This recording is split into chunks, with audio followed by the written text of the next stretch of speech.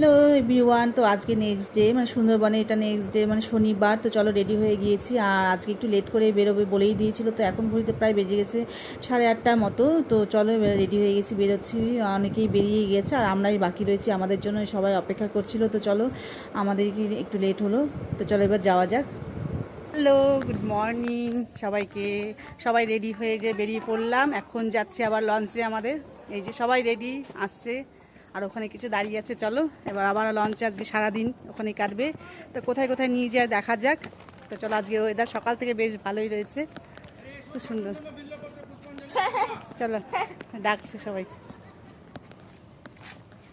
ওই পিছনে সবাই ডাকছে, দাঁড়িয়ে আছে। আজকে ওয়েদারটা খুব সুন্দর, চলো দেখাই তোমাদেরকে।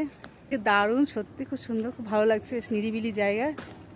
আর ওয়েদারটা খুব সুন্দর। জানি না কখন আবার মেঘ করে চলে আসবে বৃষ্টি। কালকে খুব বৃষ্টি হয়েছে, কালকে খুব বৃষ্টি হয়েছিল, ভাটা হয়ে গেছে। কি চিৎকার করে যাচ্ছে সচন্দন, সচন্দন।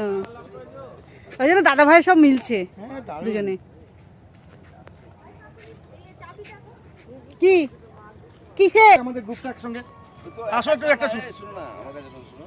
লঞ্চে উঠি, লঞ্চের উপরে যাক। নিয়ে আসো ব্যাগটা রেখে দিয়েছি করে। ওই মন্দিরে নিচে ছবিগুলো ওগুলো তো দিবে। বেশি ভার করিস না। এটা কি হয়েছে ব্যাগে গিয়েছে আবার? বাবা ধরো তো এটা, এগুলো এত ভার করতে হয় না। এই যে আমরা আবার লঞ্চে আবার জার্নি শুরু করলাম। আজকের দিনটা, আজকে শনিবার। তো চলো, আজকে আমাদের এই জার্নি শুরু হলো, এখন বাজে 9:30। এই যে আমাদের ছোট্ট মিষ্টি মেয়ে, দেখো কি সুন্দর সেজেছে। আর আজকের ওয়েদার কিন্তু বেশ ভালো এখনো পর্যন্ত। তো বৃষ্টি তো মেঘমেঘ করে আসছে, জানি না কখন হবে বৃষ্টি। বৃষ্টি হয়তো হতেও পারে। সবাই এখানে বসে আছে, এই যে এখানে আছে কাকিমা, এই যে এক দিদি, আর ওইদিকে পেছনের দিকে সবাই বসে আছে। কি হতে পারে? ওই যে ওখানে, ওই যে হ্যাঁ, ওই যে। তো চলো তোমাদের একবার দেখাই। দেখতে পাচ্ছ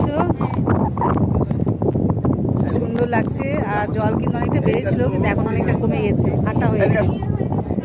সেটা পাড়ে বোঝা যায়, মাঝ নদীতে ভাটাটা একদম বোঝা যায় না, জোয়ার ভাটা। পাড়ে সেটা বোঝা যায়।